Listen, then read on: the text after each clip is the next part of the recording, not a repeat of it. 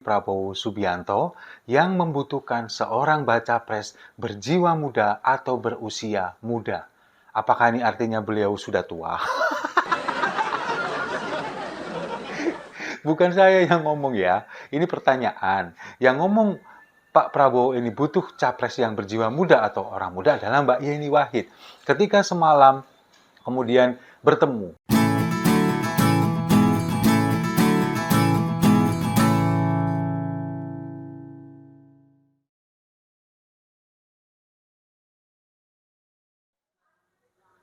Salam damai untuk Indonesia, berjumpa lagi bersama saya, Papa Dimas. Info kali ini datangnya dari Prabowo Subianto yang membutuhkan seorang baca pres berjiwa muda atau berusia muda. Apakah ini artinya beliau sudah tua? Bukan saya yang ngomong ya, ini pertanyaan. Yang ngomong Pak Prabowo ini butuh capres yang berjiwa muda atau orang muda adalah Mbak Yeni Wahid. Ketika semalam kemudian bertemu, Mbak Yeni ini kan diundang untuk datang ke kediaman Pak Prabowo di Kertanegara. Mereka bertemu, kemudian ketika setelah pertemuan mengadakan press conference, disampaikanlah ini, bahwa Pak Prabowo ini butuh cawapres yang muda. Tapi sebelum kita bahas, kita saksikan dulu videonya berikut ini. Untuk bacawa pres Pak Prabowo, saya berharap bahwa itu nanti menjadi representasi anak muda. Karena kita butuh itu, anak-anak muda terwakili suaranya. Dan kita harapkan Pak Prabowo, siapapun cawapres yang dipilih bisa mewakili anak muda. Cocok nggak Mas Bowo? Cocok nggak Mas Bowo? Cocok. Iya. Kriteria dulu, perkara nanti garis tangannya siapa yang jadi itu lain urusan. Kriteria dulu, bahwa harus mewakili anak muda. Gibran muda, banyak yang muda. Semua. Kalian ada yang daftar? Oke, terima kasih. Ritual Kamil, oke. Nah, kan disebutkan tadi, Erik muda, kemudian Gibran muda, Ridwan Kamil juga muda, ya kan? Nah, ini kan masih ada sambungannya. Ketika ini video sudah saya potong, sambungannya sebetulnya wartawan ini nanyakan ke Mbak Yeni. Kalau Mbak Yeni masih muda nggak? Dia cuma bilang, kode apa ini? Tapi kalau bagi saya melihatnya, kayaknya sih Mbak Yeni merasa dia, saya sudah nggak muda lagi, dan saya sudah nggak pantas untuk jadi bacawa presnya Pak Prabowo Subianto. Artinya Mbak Yeni nggak mau. Itu interpretasi yang saya tangkap. Tapi apakah ini benar atau enggak, ya kita lihat saja nanti. Nah, yang lebih menarik lagi, ketika Mbak Yeni mengatakan bahwa sosok Prabowo ini sebetulnya belum tua-tua banget, dia mengatakan. Karena apa? Karena di beberapa negara lain ini ada pemimpin yang usianya ini lebih senior daripada Pak Prabowo. Ada Ratu Elizabeth, Mbak Yeni menyebut, kemudian ada Mahathir Mohamad yang usianya sudah hampir 100 tahun, 90 tahun lebih. Tapi usia bukan menjadi halangan. Dan Mbak Yeni mengatakan bahwa Pak Prabowo ini usianya masih remaja. Maksudnya, masih remaja ini udah usia segini, belum pernah menjadi seorang pemimpin. Itu kan maksudnya, Mbak. Lalu, Mbak Yeni kan juga mengatakan bahwa tantangan Indonesia ke depan ini adalah geopolitik. Ketika posisi kita ada di Indonesia, kemudian di sekeliling kita, terutama di wilayah Laut Cina Selatan, di daerah Taiwan, kemudian Cina, di daerah sana, ini sekarang lagi ada konflik.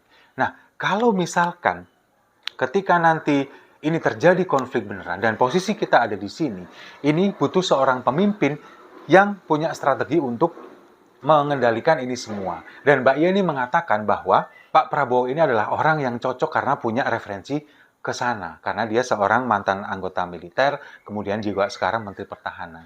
Tapi ketika dia disampaikan kepada Pak Prabowo, bener kan Pak? Seperti ini kan Pak? Apa jawabannya Prabowo? Yang penting ya kita harus kerjasama. Sepertinya dia nggak tahu permasalahan ini. Mungkin kalau ini diomongkan ke Pak Prabowo 5 atau 10 tahun belakangan, atau mungkin 15 tahun, 20 tahun belakangan, mungkin masih nggak.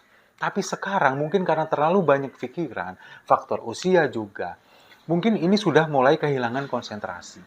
Nah, inilah yang kemudian membuat Mbak Yeni mengatakan bahwa Pak Prabowo ini butuh calon wakil presiden yang muda. Kemudian dia menanyakan, cocok kan mas?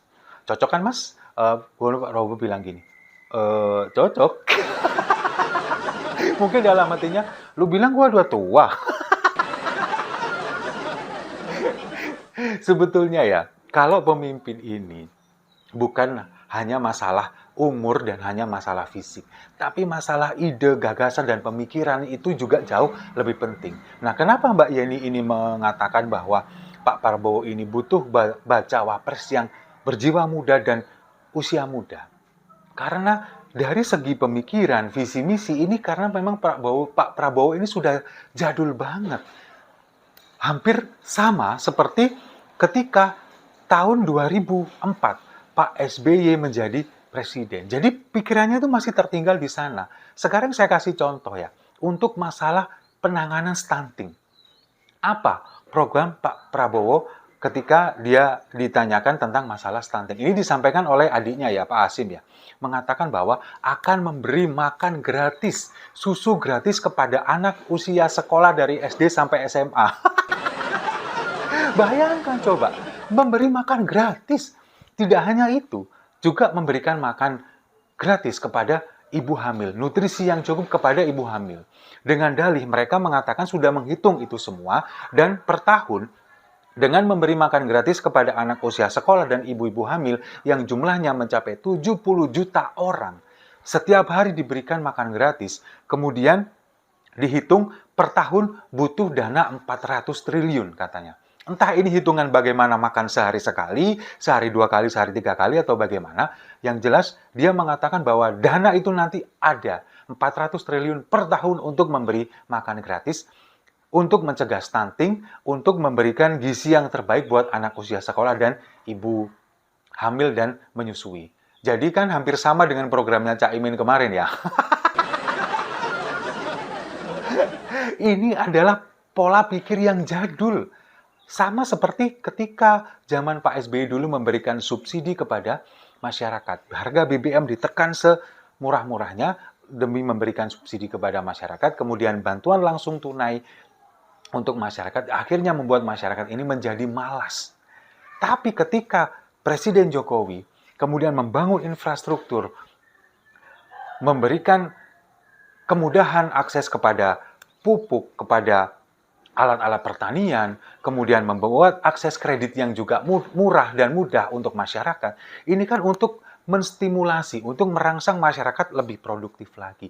Dan itu juga sudah dilakukan oleh Pak Ganjar Pranowo dan akan dilakukan nanti ketika beliau menjadi presiden. Sekarang coba kalau kita lihat di Jawa Tengah, bagaimana Jawa Tengah ini kemudian mendapat penghargaan sebagai provinsi yang sukses menurunkan angka stunting. Apa yang dilakukan oleh Pak Ganjar Pranowo? Ini yang tidak difikirkan oleh capres jadul. Mungkin konsultannya juga jadul semua, jadi pikirannya nggak sampai ke sana, hanya memberikan makan gratis supaya masyarakat ini gizinya baik. Tapi yang dilakukan Pak Ganjar Pranowo di Jawa Tengah, kemarin sehingga mendapatkan penghargaan, nggak seperti itu. Diurut dulu dari bayinya dulu. Bagaimana supaya bayi ini tidak gizi buruk? Mereka harus punya nafsu makan yang baik. Apa yang membuat nafsu makan yang baik? Disuplai vitamin dan juga obat-obatan herbal untuk menaikkan nafsu makan, seperti temulawak misalkan. Nah, ketika anak-anak sini sudah punya nafsu makan, tugas orang tua ini bagaimana menyediakan makan. Nah, disinilah peran pemerintah untuk membantu menyediakan bahan makanan seperti buah dan sayur dengan mudah dan murah. Itu yang dilakukan oleh pemerintah Provinsi Jawa Tengah pada waktu itu. Nah, untuk kemudian merangsang ini semua supaya orang tua bisa membeli makanan dengan harga murah, orang tua kan harus punya penghasilan. Dari mana penghasilan itu? Orang tua ini diberikan stimulus kredit dengan bunga murah. Kerjasama antara Bank Jawa Tengah, Bank Jateng dengan Provinsi Jawa Tengah memberikan kredit murah kepada masyarakat dengan bunga hanya sekitar 2% untuk pedagang dan pelaku UMKM. Lalu ketika masyarakat ini sudah mulai berdagang dengan kredit yang murah, tidak dibebani dengan angsuran yang mahal, kemudian mereka ini adalah bagaimana untuk memasarkan produk ini. Diberikanlah lapak ganjar. Produk-produk UMKM, kemudian para pedagang dimasukkan ke sana, dijual secara online. kemudian dipasarkan, bahkan mencapai pasar luar negeri, mencapai ekspor. Seperti salah satu pedagang yang kemarin sudah bisa membeli rumah secara cash dengan harga 450 juta berkat lapak Ganjar. Ini stimulus yang seperti ini yang dibutuhkan masyarakat Indonesia. Jadi bukan dimanja dengan subsidi, dengan bantuan makan gratis dan lain sebagainya, entah nanti biayanya dari mana. Enggak. Tapi yang dilakukan oleh Pak Ganjar ini lebih realistis. Karena ke depan kita ini tidak hanya bisa mengandalkan pemasukan atau penjualan dari produk-produk sumber daya alam seperti bahan tambang dan sebagainya yang sekarang dilakukan hilirisasi oleh Presiden Jokowi. Bahan sumber daya alam ini nanti pasti akan habis. Ke depan ini adalah bagaimana ekonomi kreatif ini dikedepankan. Makanya sekarang Pak Ganjar juga lebih mengedepankan itu. Bagaimana anak-anak muda ini distimulus untuk melakukan berbagai kreativitas, berbagai karya dari musik, kemudian film, karya-karya yang lain yang berbasis teknologi, kemudian berbasis IT, itu yang tidak terfikirkan oleh capres yang sudah jadul. Ini yang dilakukan oleh Pak Ganjar Pranowo kemarin, dan itu sudah terbukti di Jawa Tengah ini yang nanti akan dibawa ke nasional ketika dia menjadi presiden. Nah, itulah makanya kemarin ketika Mbak Yeni kemudian mengatakan bahwa butuh bacawa pres yang muda, sepertinya sih memang untuk ini, inovasi-inovasi, kemudian ekonomi kreatif yang sekarang ini sedang gencar dilakukan di pemerintahan Presiden Jokowi dan nantinya akan dilanjutkan di pemerintahan Presiden Ganjar Pranowo. Setuju ya? Saya rasa itu, terima kasih sudah menyimak. Jangan lupa like, komen, dan subscribe. Sampai jumpa di video-video saya selanjutnya. Gerak cepat, Indonesia maju.